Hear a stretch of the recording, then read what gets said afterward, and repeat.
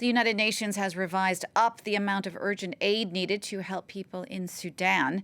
It says it needs more than $3 billion to help both those inside the country as well as those who have fled.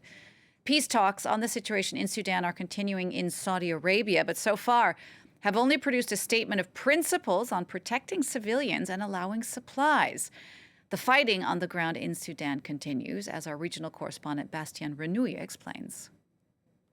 Less than a week after the signature of a commitment to respect humanitarian principles, it's clear that both the army and the rapid support forces are still targeting civilians. In the city of El Geneina, located a few kilometers from the border with Chad in the West Darfur state, local authorities say that hundreds have been injured during the past 4 days and many more were killed by the rapid support forces and local militias. They are still surrounding the city and targeting civilians from time to time. They attacked the city during the weekend, and the army did not do anything to protect these civilians. They stayed in their barracks without defending the city. That's the situation in the city of El Geneina.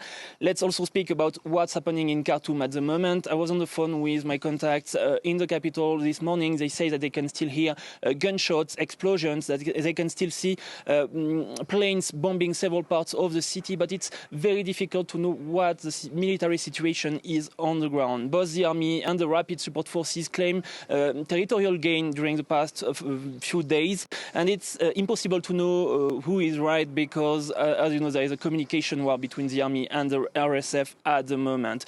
But what I can tell you for sure is that civilians are still targeted in Khartoum. I was on the phone with a doctor living in the capital this morning, and he was saying that the army was still bombing several civilian neighborhoods of the capital where rapid support forces members are hiding.